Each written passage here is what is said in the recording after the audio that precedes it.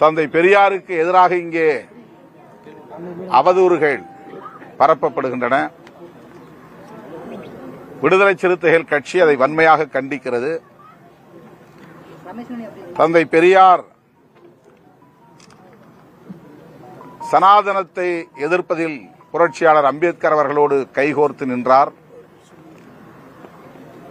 அம்பேத்கரையும் பெரியாரையும் எதிரெதிர் துருவங்களில் நிறுத்துகிற முயற்சியிலும் சிலர் ஈடுபடுவது வேடிக்கையாக இருக்கிறது, அதிர்ச்சி அளிக்கிறது.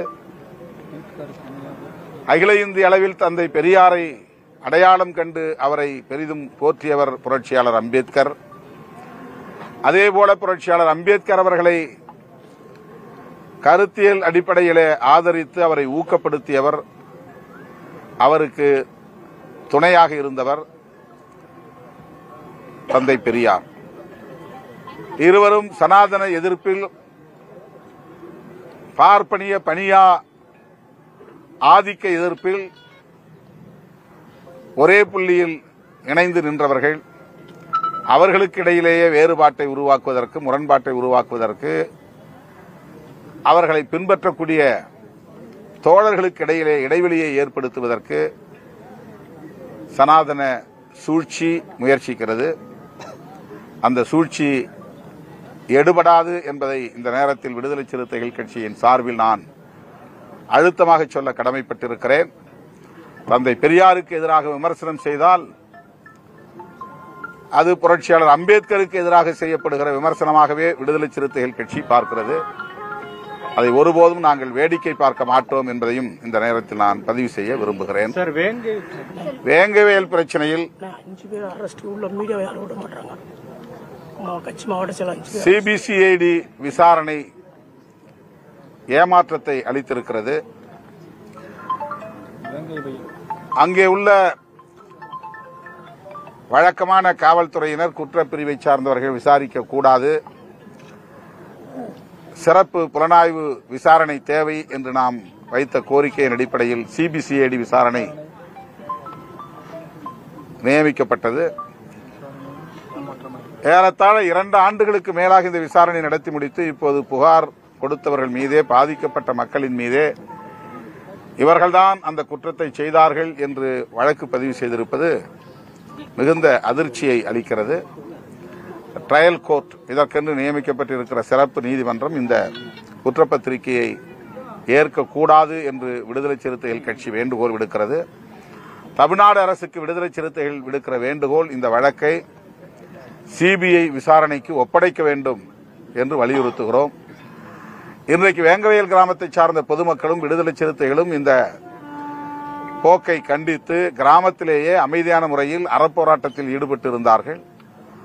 அவர்களை அச்சுறுத்தி காவல்துறையினர் பலரை கைது செய்திருக்கிறார்கள். குறிப்பாக விடுதலை சிறுத்தைகள் இயக்கத்தை சார்ந்த, அந்த பகுதியை சார்ந்த, வட்டாரத்தை சார்ந்த பொறுப்பாளர்களை,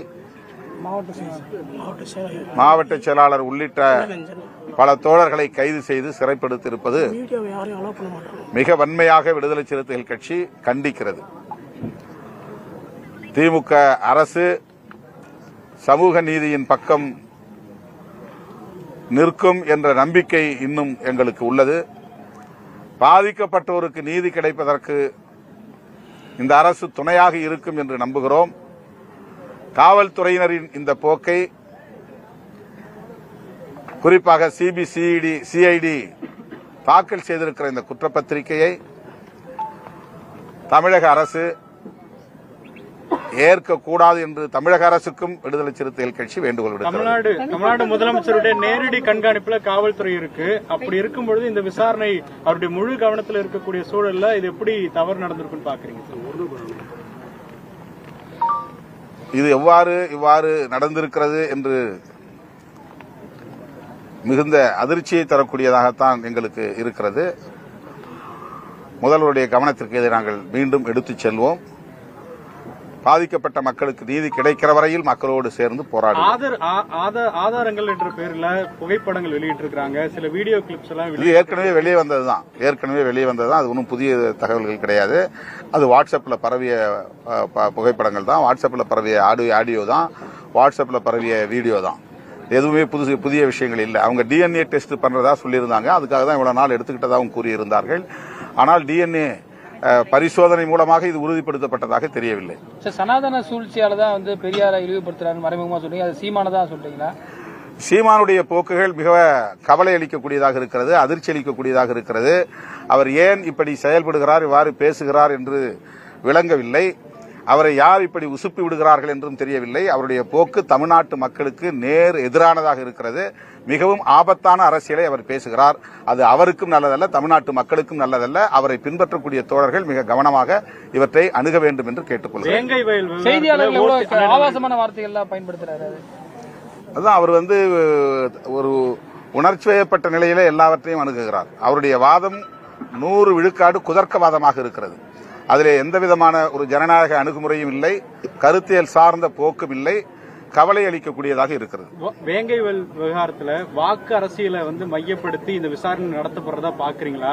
ஏன்னா இப்போ ஒரு இவ்வளவு ஆண்டுகள் எடுத்துக்கொண்ட பிறகும் வாக்கு அரசியல்னாக்க தலித்துகளுக்கு தான் வாக்கு இருக்குது. அவர்கள் தான் கணிசமான வாக்காளர்கள். தமிழ்நாட்டில் தலித்துகள் மிகப்பெரிய வாக்காளர்கள். அதிலும் திமுக அரசுக்கு மிகப்பெரிய பங்களிப்பை செய்திருக்கிற ஒரு சமூகம். பாதிக்கப்பட்டவர்கள் தலித்துகள். ஆகவே இதை வாக்கு அரசியல் அடிப்படையிலே கையாளுகிறார்கள் என்று நான் பார்க்கவில்லை. காவல்துறையினர் தொடக்கத்திலிருந்தே இதை நீங்கள் ஒத்துக்கொள்ள வேண்டும், ஒப்புக்கொள்ள வேண்டும் என்று அந்த கிரைம் பிரான்ச் போலீஸே முதல்ல அப்படிதான் வற்புறுத்தினாங்க. அது தெரிஞ்சுதான் நாங்க முதல்வருடைய கவனத்துக்கு கொண்டு போனோம். அதன் பிறகுதான் சிபிசிஐடி விசாரணை போடப்பட்டது. சிபிசிஐடி விசாரணையும் தனிப்பட்ட முறையில் இவர்கள் அழைச்சிட்டு போய் இதை நீங்க செய்ததாகவே ஒத்துக்கொண்டா உங்களுக்கு நல்லது, ஒத்துக்கலனாக்க உங்களுக்கு பிரச்சனை வரும் அப்படின்னு ஒரு அச்சுறுத்தலை செய்தார்கள். அதையும் முதல்வருடைய கவனத்திற்கு நாங்கள் எடுத்துச் சென்றோம். ஆனால் கடைசியில் இவ்வாறு அவர்கள் குற்றப்பத்திரிகையை தாக்கல் செய்திருப்பது ஏமாற்றம் அளிக்கிறது. மீண்டும் முதல்வரை சந்தித்து இது குறித்து காவல்துறை என்பது ஒரு நல்ல நோக்கம் தெரியலையே, தெரிஞ்சிருந்தா உங்களுக்கு சொல்ல போறோம். தமிழக காவல்துறை ஸ்காட்லாந்து யார்டுக்கு ஈக்குவலான ஒரு காவல்துறை சொல்றாங்க. சிபிஐக்கு போன வழக்குகள் பல வழக்குகள் தஞ்சாவூர் மாணவி வழக்கெல்லாம் சிபிஐ நம்பிக்கைக்குரியதாக நாங்கள் பார்க்கவில்லை. தமிழ்நாடு காவல்துறையின் மீது நம்பிக்கை இழந்ததால் வேறு வழி இல்லாமல் நாங்கள் சிபிஐ என்று சொல்லுகிறோம். சிபிஐ 100 விழுக்காடு நேர்மையாக விசாரிக்கிறது என்று இப்போது நம்பக்கூடிய நிலை இல்லை இன்றைய சூழலில். இருந்தாலும் வேறு வழி இல்லாமல் தான் நாங்கள் அந்த கோரிக்கை வாதத்தை வைக்கிறீங்களா? தமிழ்நாடு காவல்துறை மேல நம்பிக்கை இல்லைன்ற ஒரு வாதத்தை வைக்கிறீங்களா?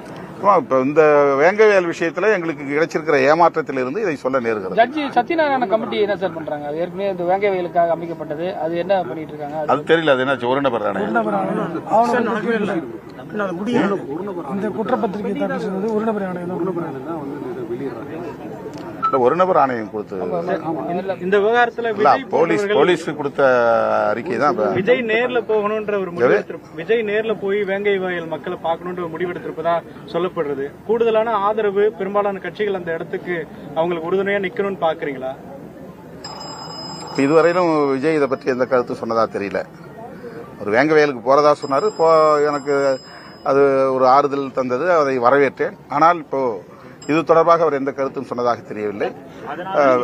திமுகவோட கூட்டணி கட்சியிலே இருக்கிறீங்க, வேங்கவேல் சம்பந்தமா ஒரு அழுத்தம் கொடுத்து விசாரிக்க வேண்டிய தேவை ஏன் இருந்திருக்கு நீங்க பாக்குறீங்க?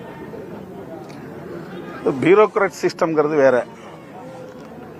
ஒட்டுமொத்தமா ஆட்சியில் இருப்பவர்கள் சொல்றபடிதான் காவல்துறை செயல்படும் அப்படின்னு நம்ம சொல்ல முடியாது. அப்படி யாரும் தலையிடவும் மாட்டாங்க. ஆனா காவல்துறையை சார்ந்தவர்கள் தங்களுடைய புலன் விசாரணையில் சுதந்திரமாக செயல்பட வேண்டும் என்பதிலே யாருக்கும் மாற்று கருத்தில்லை. பொதுவாகவே ஆன்டி தலித் சைக் என்பது பியூரோக்ராட்ஸ் மத்தியில இருக்கு. அதிகாரிகள், ஐஏஎஸ் அதிகாரிகளாக இருந்தாலும் ஐபிஎஸ் அதிகாரிகளாக இருந்தாலும் பலவீனமானவர்கள் மீது மேலும் ஒடுக்குமுறையை திணிப்பது, அவர்களுக்கு அநீதி இழைப்பது என்பது அவர்களுக்கு வசதியாக இருக்கிறது. ஆகவே தலித்துகள் புகார் கொடுத்தால் கூட அந்த புகாரை எடுத்துக்கொள்வதில்லை. இதற்கு முதலமைச்சரோ அல்லது மந்திரிகளோ பொறுப்பு என்று சொல்ல முடியாது. இது அந்த காவல்துறைக்கு இருக்கிற இயல்பான ஒரு சைக், ஒரு உளவியல். அதுக்கு நாங்கள் ஒரு போராட்டம் நடத்தி பிரச்சனை பண்ணி மறியல் பண்ணி அதன் பிறகுதான் அந்த புகாரை அவங்க எடுத்துக்கிறாங்க. அந்த மாதிரி புலன் விசாரணையில பெரும்பாலும் தலித் மக்களுக்கு அநீதி இழைக்கப்படுவதுதான் கடந்த கால வரலாறு. இப்போதும் அது தொடர்கிறது என்பதுதான் வேதனைக்குரியது. வேங்கவேலிலே காவல்துறையின் இந்த போக்கு என்பது மிகப்பெரிய ஏமாற்றத்தையும் அதிர்ச்சியையும் தருகிறது. இப்பொழுது கைது செய்யப்பட்டிருக்கக்கூடிய நபர்கள் வெளியே வரக்கூடிய சூழல் இருக்கா? நீங்க யாரு? இப்போ 3 பேர் சார்ஜ் ஷீட்ல பேர் இருக்கு. சோ நீங்களே ஒரு வழக்கறிஞர் அப்படிங்கிற முறையில அதற்கு சட்ட ரீதியா எப்படி உதவி செஞ்சிட்டு இருக்கீங்க? ஏன்னா இப்போ உண்மையான குற்றவாளி வெளியே இருக்கிறாங்க அப்படின்னு தெரிஞ்ச போது எப்படி உதவிகள் செய்ய போறீங்க? அது அதுக்கான ஒரு லீகல் விங் அந்த விஷயத்தை புரொட்டஸ்ட் பண்ணி ஒரு பெட்டிஷன் போடுறதுக்கான முயற்சி நாங்கள் எடுத்திருக்கிறோம். இந்த ட்ரையல் கோர்ட் இது சம்பந்தமான ஸ்பெஷல் கோர்ட் அதை விசாரணை நீதிமன்றத்தில் இந்த குற்றப்பத்திரிகையை ஏற்கக்கூடாது என்று அதற்கு எதிர்ப்பு தெரிவித்து ஒரு மனுவை தாக்கல் செய்ய ஏற்பாடு செய்திருக்கிறோம். எங்கள் வழக்கறிஞர் பிரிவு அந்த வேலையை செய்து கொண்டிருக்கிறது, செய்ய போகிறது. திங்கட்கிழமை அதை தாக்கல் செய்வோம். அவர்களை கைது செய்வதற்கான முயற்சியில் இதுவரையில் காவல்துறை ஈடுபட்டிருக்கிறதா என்று தெரியவில்லை. ஆனால் அவ்வாறு செய்தால் அது பெரிய எதிர்ப்பை சந்திக்க நேரிடும் என்பதையும் நான் தெரிவித்துக் கொள்ள விரும்புகிறேன்.